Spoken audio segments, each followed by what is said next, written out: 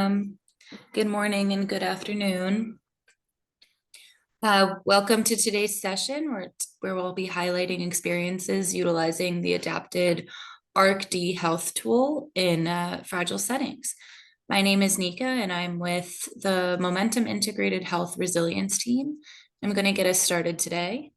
We're very excited to present this session representing one of 6 projects within USAID's Momentum Suite of Awards. The Momentum Integrated Health Resilience Project works to strengthen health resilience and continue providing high quality, respectful maternal, newborn, and child health, voluntary family planning, and reproductive health care in fragile settings. For today's session, we'll be beginning with brief introductions and an overview of what the ARC-D Health tool is, how it was operationalized in Niger and South Sudan, and an in-depth look at the process, experience, and results of utilizing the tool in Mali. There will be opportunity for Q&A at the end. So our panelists for today's session include Mr. Sekou Bagayoko, who holds a doctorate in general medicine from the Faculty of Medicine and Odontostomatology in Bamako. Since 2021, he has served as the Health Resilience Advisor for Momentum Integrated Health Resilience in Mali. And Ms. Isabelle Bramal holds a BSc in Aid and Development and a Master by Research in Disaster Management. She has over 25 years of experience in disaster risk reduction and resilience strengthening as a project manager, consultant, and technical advisor, now serving as the Regional Resilience Advisor for Momentum Integrated Health Resilience. And with that, thank you all for joining, and I will pass it off to my colleague Isabelle to get us started. Bonjour à tous. Je vais présenter donc en français. Good morning, everybody. Good morning, everybody. I'm going to present in French to all of you. If you need to change the language, don't hesitate to do it if you'd like to go to English.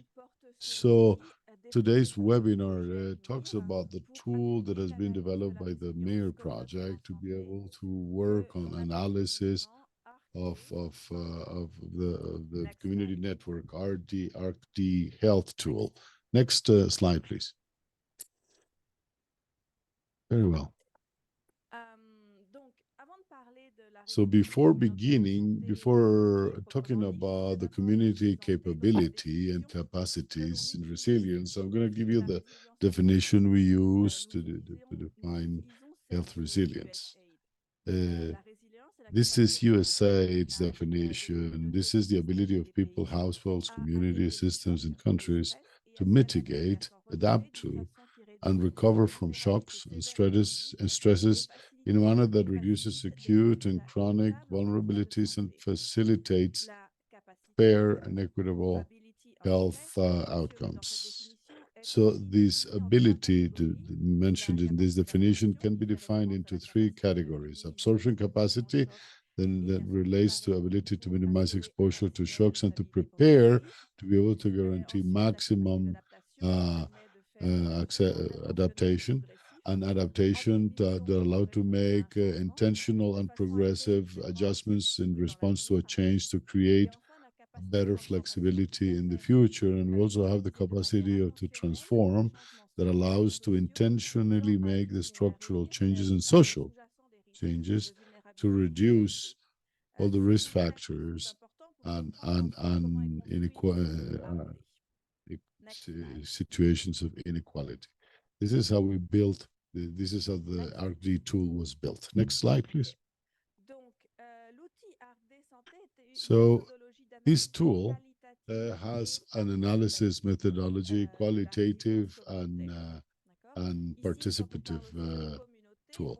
When we talk about community, we talk in the geographical sense of the word, from the tiniest administrative unit, little town, village, or community or settlement, and presenting some sort of homogeneity in terms of socioeconomic fabric and risk profile.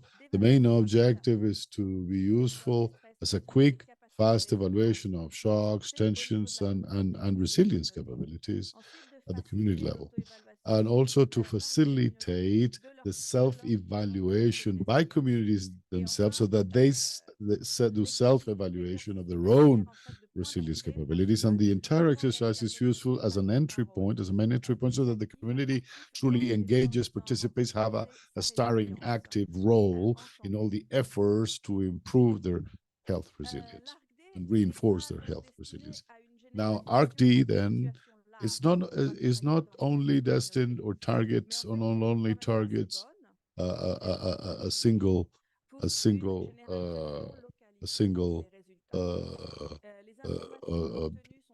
population target. These information can be expanded to do community planning, but we can measure. We can also measure progress, and when we can assess the baseline in the middle of the project or in the long term. Baseline, middle of the project, and an end line or long term. A little bit of historical context. In 2009, we had the version, the end version of this is the timeline, gathering more than 160 characteristics, not only health, but others too. From this document, the goal document, Honduras developed the main characteristics, and we grouped it into 30 components, with thanks to focus groups. This tool was developed in 11 countries, and in 2016 there was an improved version in the framework of MIR project. In 2020-2021, GOAL adapted the tool to specifically look at health resilience, now more specific, more targeted to health. And it has been tested in 3 countries, and that's what we're going to talk about, this test in 3 countries: so Sudan, Mali, and Niger. Okay. We have 29 components. 16 are the essential ones, which are described, those that are highlighted.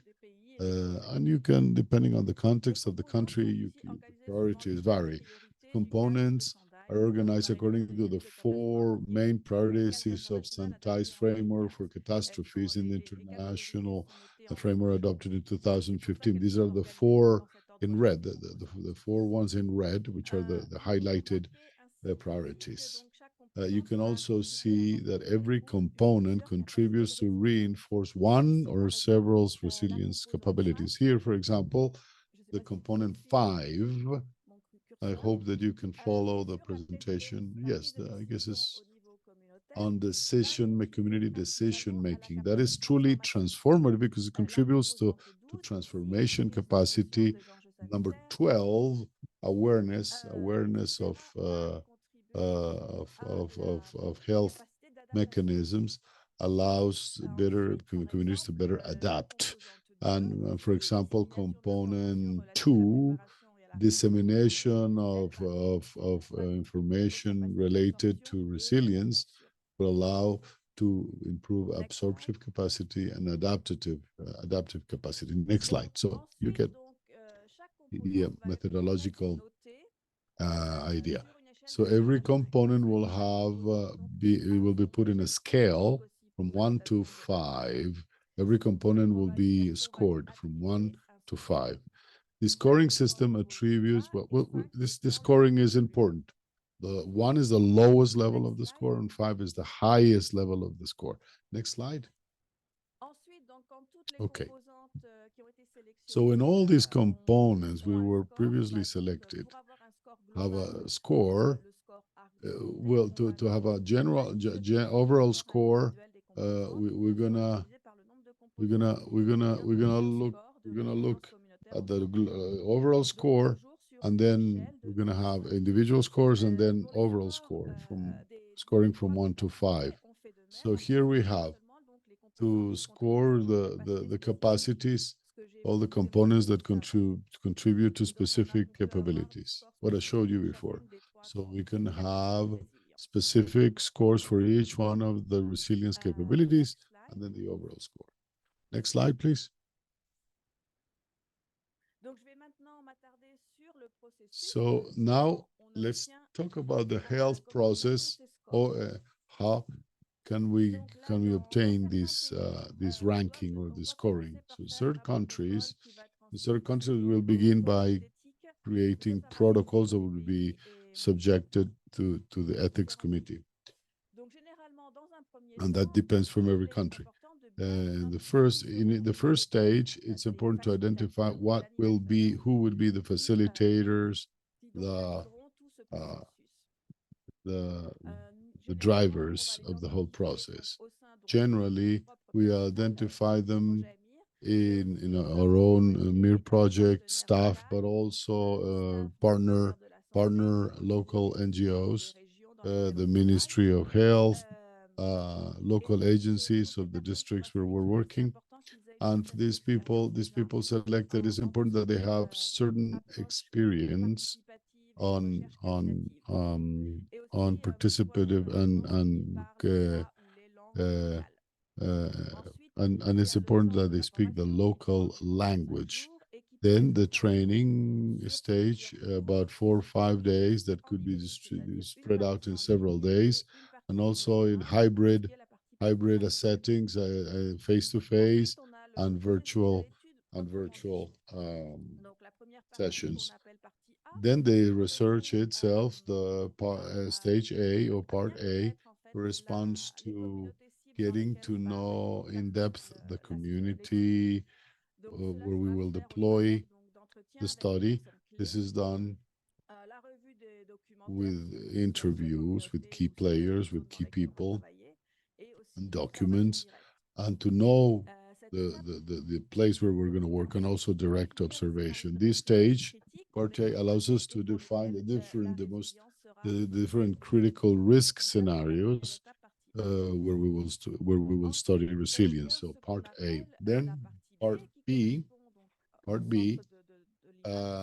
This is right at the center of the slide. This is the actual implementation of a community dialogue where we will give the score to each one of the components. These are similar to focus groups. We do several groups of about 12 people each, a group of men and a group of women. We usually divide them. This is laid out to be better. In other countries, we only do a mixed one, but for health, in Africa especially, we prefer, it is giving us better results to make gender separated groups, women and men. After this group discussion, we gather all the data. We digitally we enter it digitally in a tool, and we then make a report for all the donors, and at the community level we also share this report. So next slide. Excellent. Next. Okay. All right, so now we're going to talk about how we did this, how we actually deployed it in South Sudan and Niger. In South Sudan, there was a protocol, a well-structured protocol. We had the trainer, the TOT, the trainer of the trainers. Then we continued in practical activities on the ground at the beginning of 2022. And then the protocol took some time to develop and to be approved, part A and part B. The part A and part B happened in between July and August 2022, and then the data interpretation and analysis and report writing and dissemination of results towards the end of until now, basically until now. Next slide. Okay, now talking about the main challenges in South Sudan, there was part of the adoption. It took 2 months. It took 2 months, a little long, to set in motion all the elements. So as soon as the protocol was approved with different and some methodological challenges, to be able to, for example, to access the community selected, and then the lack of familiarization and the lack of experience of different facilitators, it took a little longer. So the first community dialogues were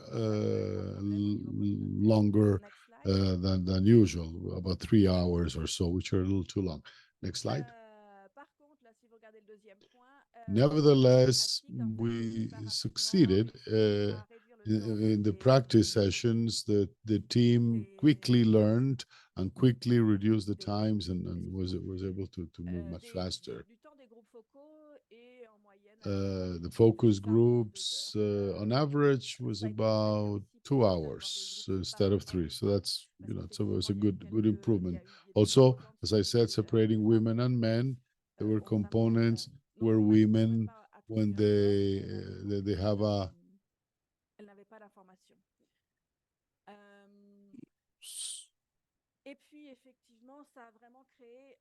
and this the facilitators analyzed, and this created momentum for the co-development of the health resilience action and emergency preparedness capacity and development of the plan to improve our preparedness for situations of crisis. Next slide, please. Now about Niger. We didn't have a protocol. We did a virtual or online training in the beginning of 2022, and this very quickly was linked and started to be deployed in 2022. In 6 months, we were able to do this process between the training of the DOT, training of the training, and the preparation of the reports. But we did have in Niger some of the data, the part A data of the description of the context of the community was lost, but we recover the data of the scores of the community. So we had a little bit of a problem with the databases. But next slide. Then here in Niger, some of the challenges we had, as well as in South Sudan at the beginning, because of lack of knowledge of the tool, lack of familiarity with the tool by the facilitators. At the beginning was a little slower to start to flow, as well as in South Sudan. Beginnings are beginnings. So obviously they learned and they improved. We also the language barrier. Sometimes we couldn't train other people's that Zarma, specifically Zarma. So they had to train some interpreters, and then the interpreters gave the training. So and and some issues with bias and timing. Next slide, please. Success factors. One, or success results. Highly participative. The logistics was fairly successful. The meetings flowed very well. Every meeting, every night, the team met and had debriefings, preparing and planning aspects and adapting daily. So this was really good. They saw the sequence or the order in which they talk. So they changed the sorting order to have a better, more effective or logical and fluid order and sorting of the agenda, also reducing the time of the discussion for the community. So this was great. So this was a highly engaged group. And I'm going to give the mic to my colleague, Dr. Sekou, which will talk to us about the experience in Mali. Thank you very much. Dr. Sekou, le micro est à vous. Good morning, everybody. For me, it is an enormous pleasure to be able to present to you our experience in Mali. Next slide, please. Okay. The context and the justification is known to all that millions of men and women are permanently threatened in Mali, especially in Gao and Tubguntu, and the different disasters, floods, droughts. myriad armed conflicts, tensions, and epidemics. So this is known to us all. This brings high impacts and inaccessibility to, or lack of access to basic social and health services, social inequalities, and pervasive poverty. Next slide.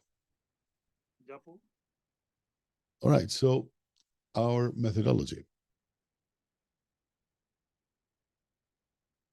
Alors, la méthodologie utilisée est la suivante.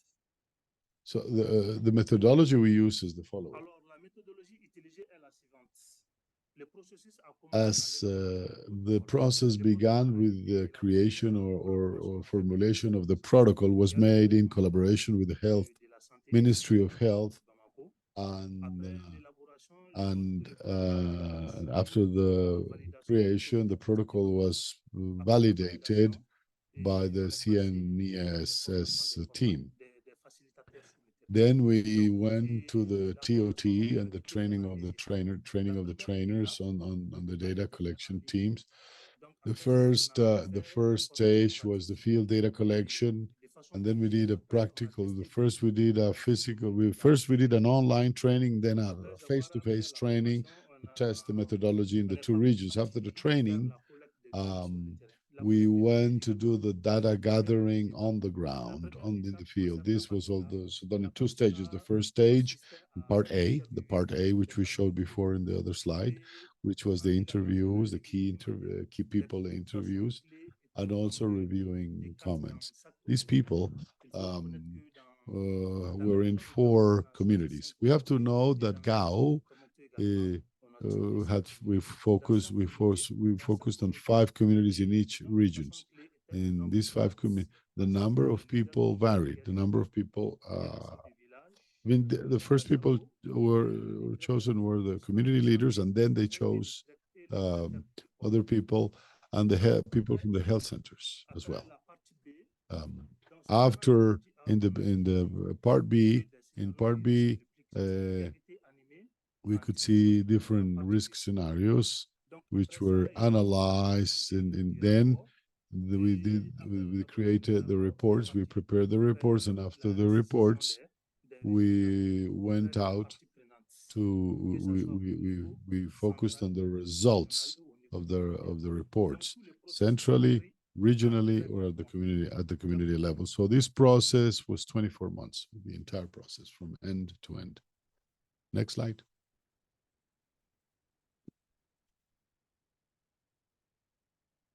On vous écoute pas, Monsieur Sekou. Rappelez-vous de vous rapprocher bien au micro et parler haut.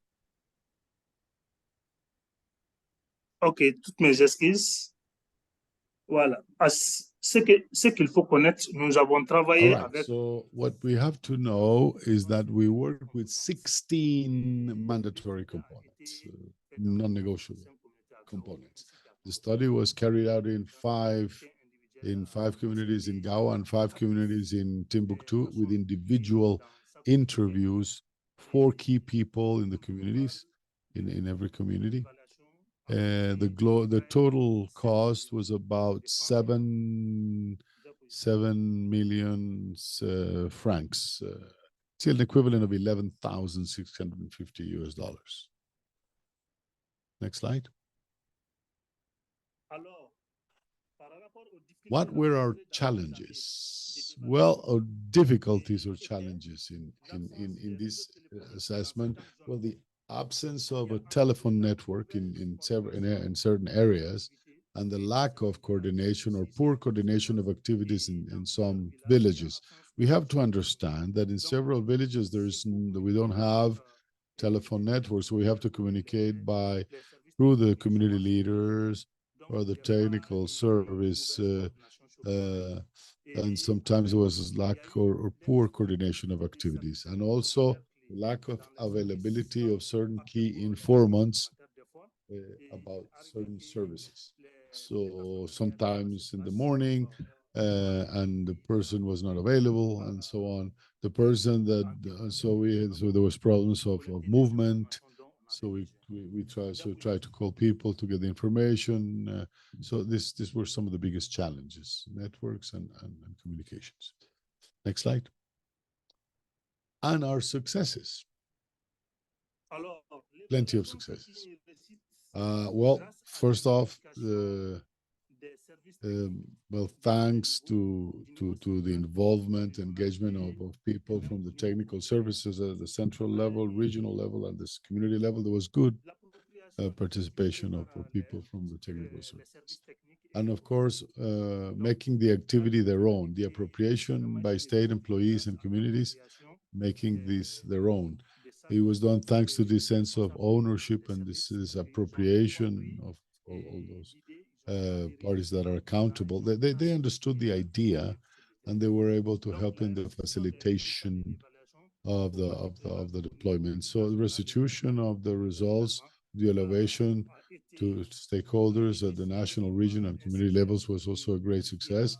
We saw was different evaluations in the community, where oftentimes there is no restitution, but the distribution of discussion groups into women and men was a great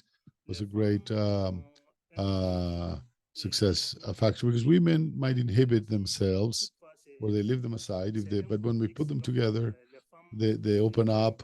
If it's mixed, sometimes it doesn't work as well, and they don't express themselves as well. So this was a good approach. So we started to create these two groups, a group of women and a group of men, to increase participation.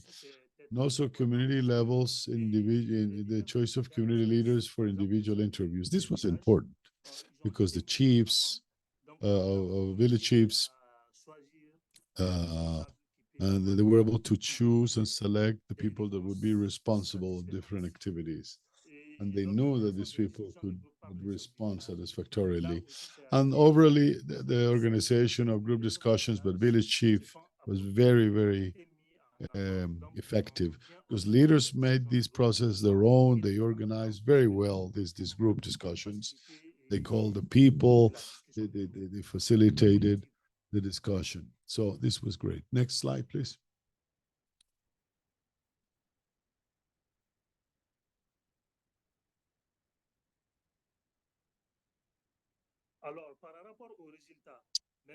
And now about the results of the study. So most of the outcomes, the socio-demographic characteristics, about 57% were farmers or growers in Timbuktu. In Gao, in Timbuktu was 42%. And that people out of schools were 30% in Gao, and Timbuktu 40%, almost half. The types of shocks and stresses, as you see in the screen. First of all, armed conflict, droughts, food, rising inflation, floods, climate change, public health problems, and unemployment. Armed conflict and floods, I have them highlighted, are the main shocks that affecting this zone of Africa. See this, and this was a unanimous position. Armed conflict and in Timbuktu, in both regions. Next slide, please. Scoring. This is an interesting perspective on the scoring and the different factors that are involved. These are the results of the group discussion that allow us to see in a disaggregate way or a more granular way the factors. This is component by component by component. On the left, males; on the right, females. Sensibilization. The sensibilization had a score of 2.2 points, and the quality of care 295,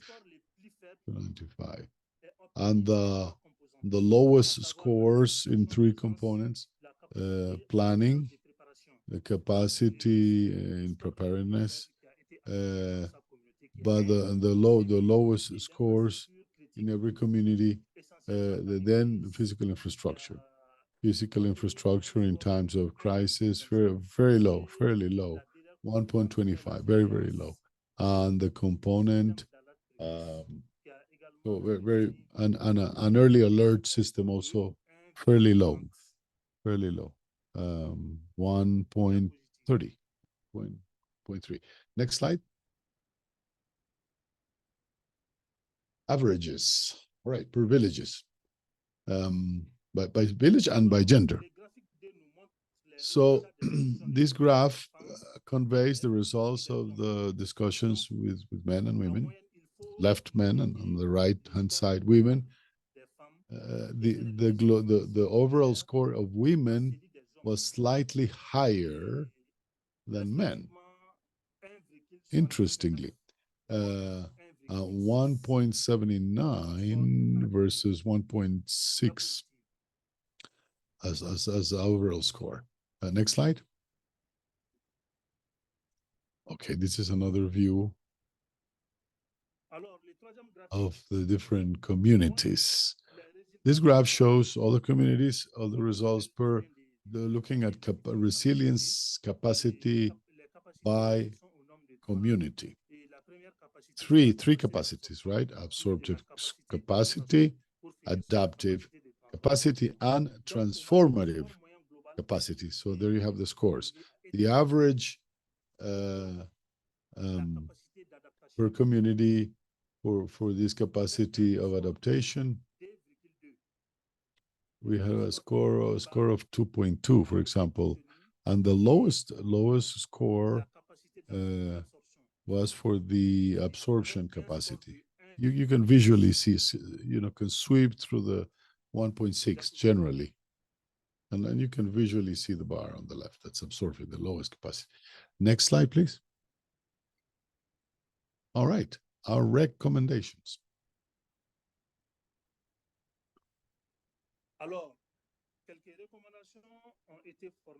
Some recommendations as a result of this experience. For the first is to lobby much more, better advocacy and lobby to decision makers to integrate health resilience into the health system and its financing or funding.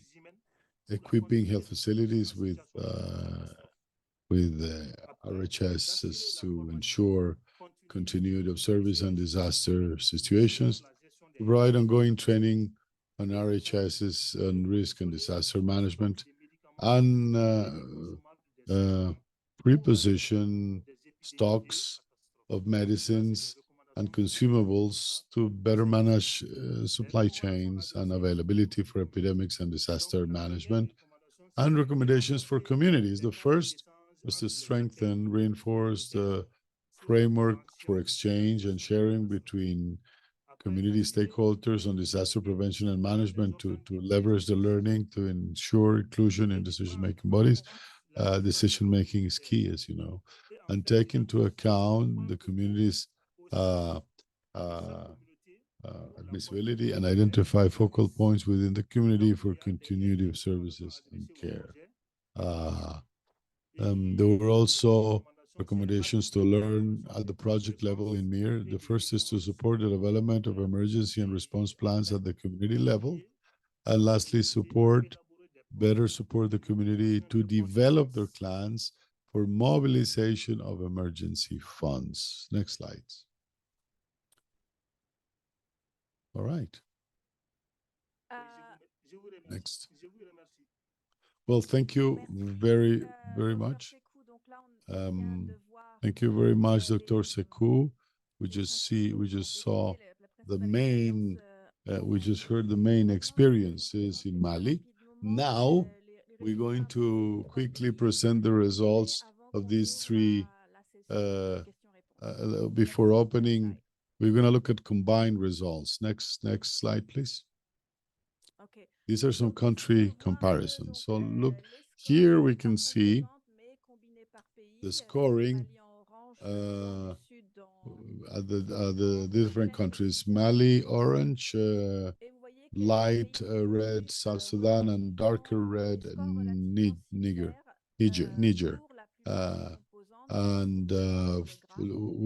had similar patterns, varying but similar patterns. In the case of Mali, sensibilization, behavior, and practice in health and access to health service and quality of care during normal periods had the highest score in Mali and Niger as well as quality of care. Had an important score in South Sudan. They also received the highest score. Nevertheless, in Mali's case, planning and preparation was weak. They had the lowest overall score on South Sudan and Mali as well. So they lacked preparedness and control of the early alert systems in South Sudan and Mali. The score fairly low. There was some very, very low scores. The average in Niger was the inclusion of vulnerable groups was low. Also, critical infrastructure in Mali was very low. The three countries had a score of 1.5 vis-a-vis the evaluation of risks. When we calculate the overall score, all countries got fairly low resiliency scores, on average of 2 for South Sudan and 1.9 for both Mali and Niger. When we look at comparisons between communities, and between urban zones and rural zones, we also saw differences. Urban zones, in urban zones, the overall score was relatively higher than rural zones in general. Next slide. Next. We were looking at this separate by I think we're in different slide. Okay, now. This slide, can we go back to the previous slide, please? The previous slide, please. Can you go to the previous? Yes, that one. No, the. Can we go back on the slide? Yes, this one. Before this one. Okay, so donc here. Slide d'avant, okay. Sur, donc là, the par genre. The scores of resiliency capacity by countries. I have a problem with the deck. I'm not seeing the actual. This shows that it's this different responses between women and men are slightly different, but in general, these are not significant differences. There's some differences, but not fairly contrasting. We can discuss this in the Q&A. This slide here, you see the scoring. Next, please. Yes, this one. Given the three capacity, absorption capacity, transformative capacity, and transformative capacity, what's green is the transformative capacity. And here we see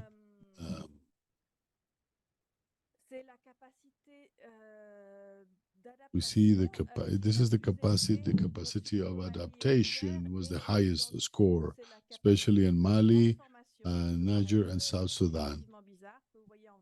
And the transformative capacity in green, right at the center in orange, which is the absorption capacity, was the lowest score. Everything that has to do with preparation, better preparation, and prevention, which are generally the lowest.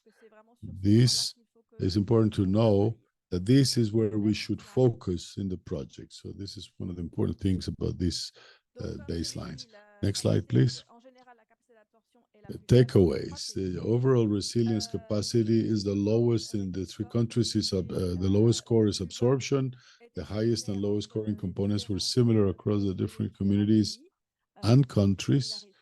There was an interesting findings. There was lots of similarities. the highest scores who had to do the highest had to do with quality of care and practices in normal times, and the lowest had to do with the relation to preparedness and planning emergencies and responsiveness in during emergencies and the capacity of absorption. There was a general consensus between different genders about the different components, the highest and the lowest in the communities. There were slight differences, but case by case, we can explain them. Next slide, please.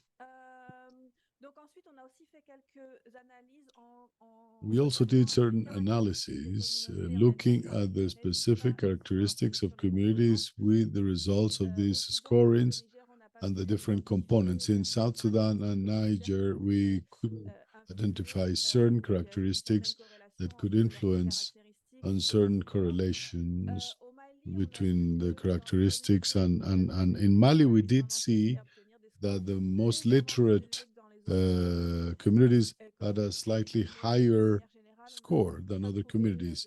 But generally speaking, we didn't find specific trends along this axis. For example, the demographic data, such as the percentage of the population, did not have an impact on the scores. That's what we could learn. And in the three countries with more female participation had better scores in resilience, slightly higher. With more women, higher score.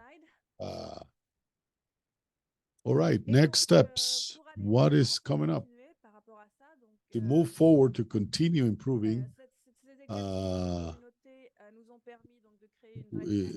this allowed us to create a good dynamism and drive to reinforce community resilience initiatives. And now we're going to continue what we call the Community Action Plan for resilience, health resilience. We developed a comprehensive process. We tested it in South Sudan. We're going to launch it and deploy it in other countries from now and from the beginning of 2024. That's everything I had for you today. Now I think is the moment for the interaction with the audience, Q&A and comments. Thank you very much. And remember that you have access to the chat, La Boîte à Discussion, and you can ask your question in writing, and our facilitators will help us answer any questions. I see two questions in the chat. Isabel, would you, I can read the first one. It says, what are the next steps? That is, what are the interventions MIHR plans to prioritize and assess in each of the assessed countries to strengthen the resilience of the assessed communities?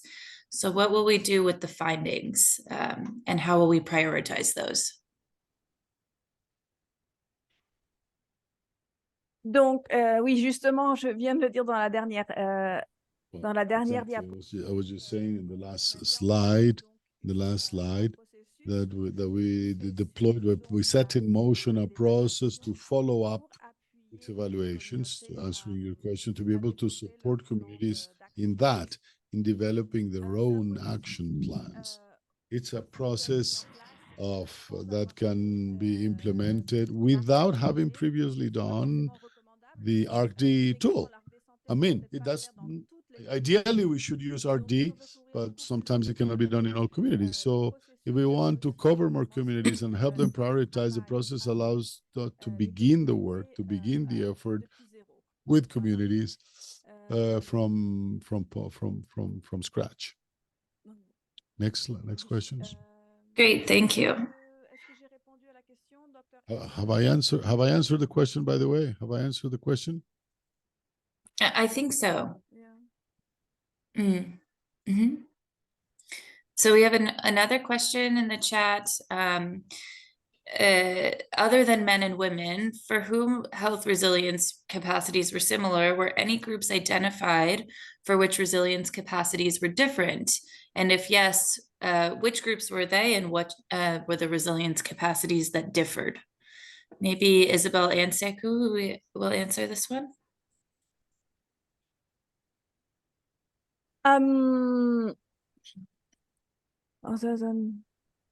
Donc, dans le processus de l'ARD Santé, Throughout the process of RD, of the RD tool, we identified, yes, good question. We identified other groups of vulnerability, specific vulnerability. For example, families where the chief of family is very young chiefs of family, or people, or specific disabilities, people with disabilities or chronic illnesses. So that's a good question.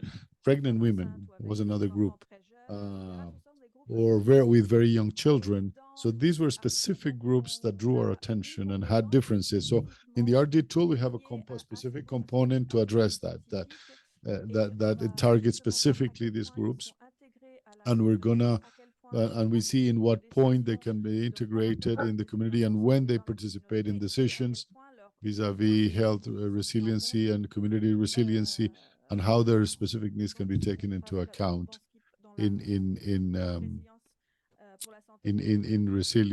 health resiliency at the community level. So we're working on that, obviously, in the RD tool, and when we talk about focus groups, in focus groups also, it should with the representatives of these groups that participate in the discussions and the scoring, and for every component, the scoring at that level. We also have.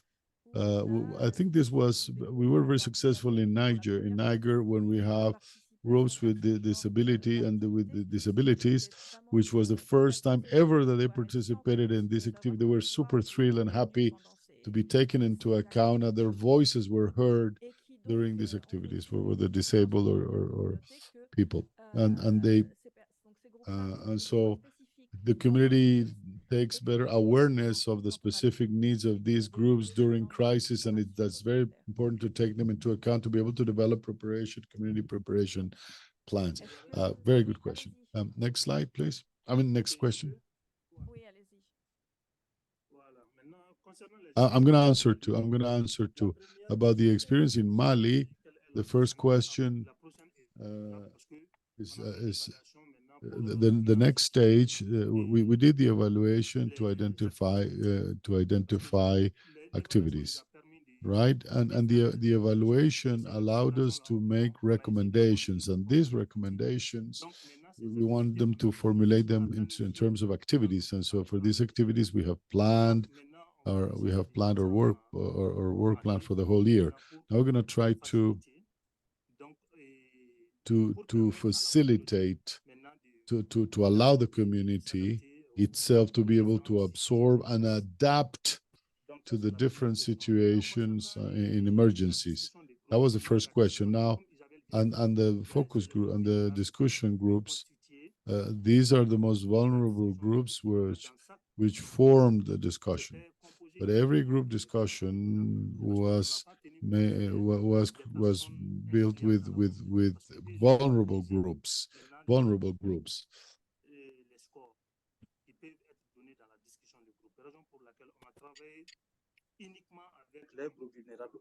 We chose to work in Mali only with vulnerable groups to be able to better contextualize the situation. This was very successful, and all the vulnerable groups participated and were highly engaged. Then we separate them into women and men, allowing them to express themselves better, to better voice their ideas. Usually, they're not taken into account in decision making. That's why we separated them into different groups. Thank you very much. Thank you very much. I'm going to answer a question from the chat, from the boîte à discussion, from Lionel. Ask how the knowledge of the shock and stresses influences in the resiliency. I imagine that the knowledge of the stress and shocks does influence the RD score. Knowledge of the shocks, the first two components that talk about whether there is an evaluation of risks in the community, and the second component refers to dissemination of relative information, information related to risks, shocks, and stresses. These two components were always low score, had a very low score in all cases. We were not able to make a thorough comparison whether this is a generalized factor or whether the score changes. In all cases, we had very low scores related to dissemination of Shicks and Ross. This is not a generalized take. It was very variable between the different groups. And there is another question in the queue. There's another question in English. As an evaluation tool to assess the impact of a resilience strengthening intervention project. If yes, would that mean RD has to be done early enough in the project? Donc, effectivement, donc là, est-ce que l'outil peut être utilisé comme un outil d'évaluation? Can this be used as a... Oui, à la base, Yes, at the base, and the RD base, at the base, these are follow-up and evaluation tools. RD tools are evaluation tools to be able to evaluate the progress of the community in terms of resiliency. So indeed, what's ideal is to do the baseline, the RD baseline for health at the very beginning, and do it every 2 years, minimum, to see the progress and results. If we do it every year or 6 months, maybe you won't see too much of a drastic change. But baseline, yes, early enough, and every 2 years, and it's a follow-up tool that can be used as a plan. It can be used as a very effective planning tool. Good, very good question. Anything to add, Sekou, before we move on?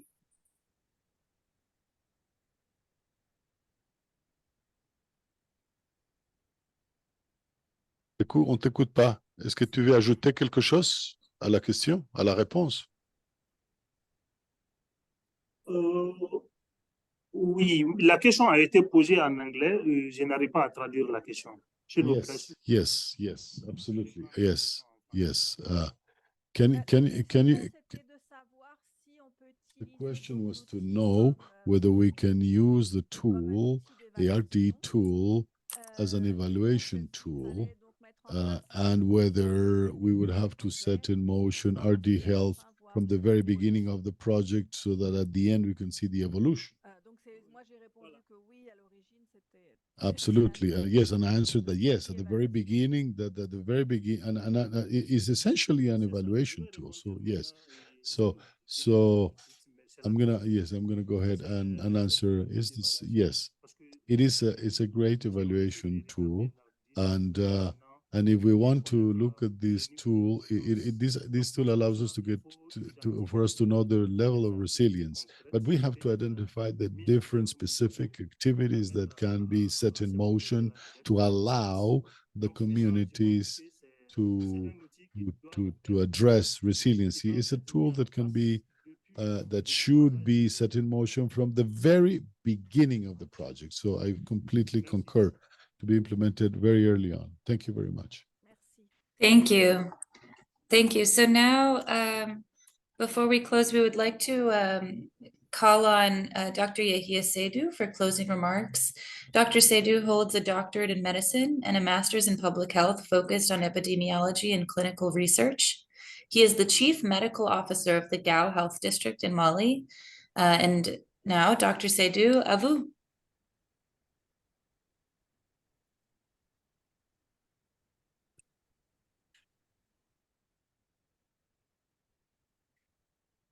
J'écoute pas.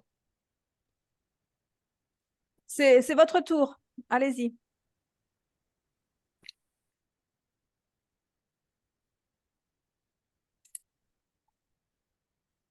Docteur Seydou, on vous écoute pas.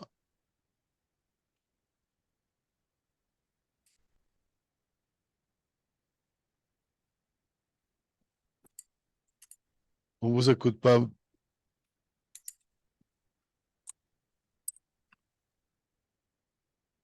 Is it us in translation, or do you hear anything, Isabel? I don't hear anything. No, no. Dr. Sekou, est-ce que vous pouvez vérifier avec Dr. Diko? On ne l'entend pas. We cannot hear you. Sorry, Dr. Sekou. Still, your mic is silent. Let me see. I don't see him in the. On l'entendait très bien au tout début dans les We lost tests. his connection.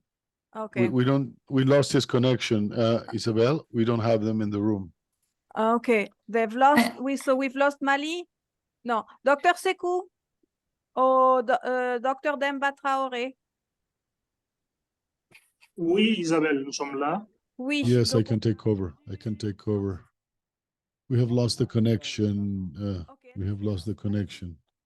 Go ahead. Go ahead. You have the mic. Non. Go ahead. Oh, Dr. Dicko, I see you there.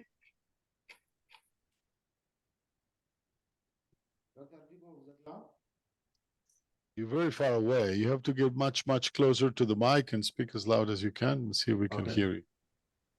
Il faut que tu te rapproches au micro, très, très proche au micro et parler bien dur pour pouvoir t'écouter bien.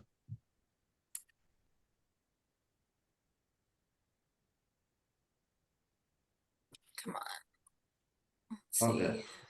Je Ok. pense que si tu as une idée, tu commences. Oui. Oui. Donc, je pense que si docteur dit que son micro n'est pas, il a des soucis de connexion, je pense que moi, je peux quand même compléter tout ce qui a été dit par rapport à l'expérience du Mali et avec le travail que nous About avons. the experience in Mali, I think I can take over and maybe mention some of the in spite of the persistence of the security in the north of Mali, and despite the different persistence of security situations in the northern regions, this tool allowed us to see the low level of resilience in communities in general and health care in particular. So we need to put in motion a strategy adapted to local reality to mitigate impact of different shocks facing these communities. We identified several strategies that will be set in motion more effectively once this assessment, that especially during this crisis, during armed attacks, droughts and floods and climate change affecting the community, we're preparing it to respond to these shocks and stresses. Especially in the case of armed attacks, floods are impacting this community throughout the year. It's also very important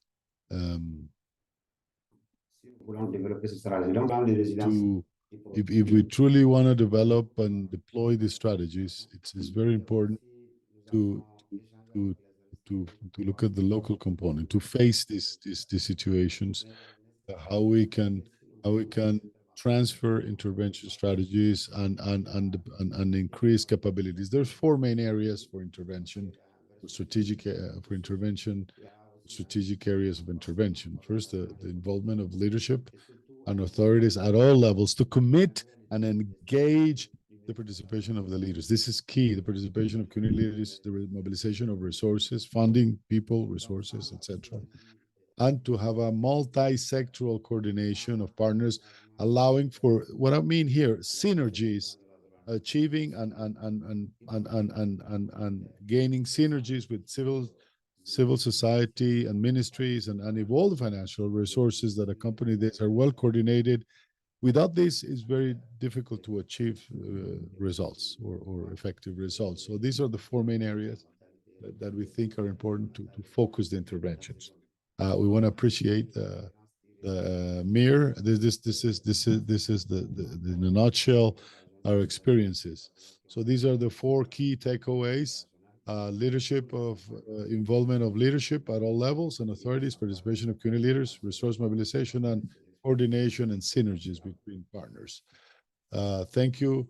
We want to appreciate Momentum for being present and helping the well-being and impact in these communities. Thank you very much to all of you. Thank you for attending, and we will see you soon. Thank you for your questions. Thank you for your participation. Thank you all so much. We will be posting the recordings from today's session on the USAID Momentum YouTube page. And we hope to see you again soon. Thank you for participating. Have a nice day. Merci, au revoir.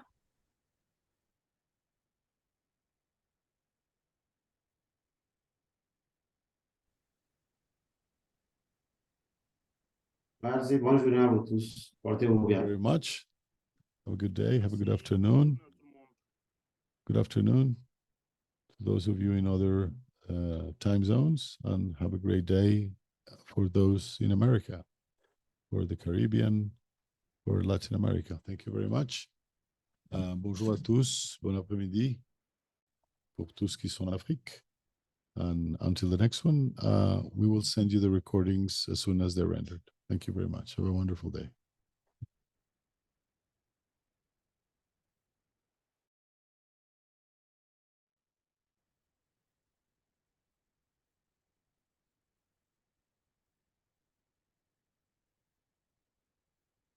Bye-bye, Nika.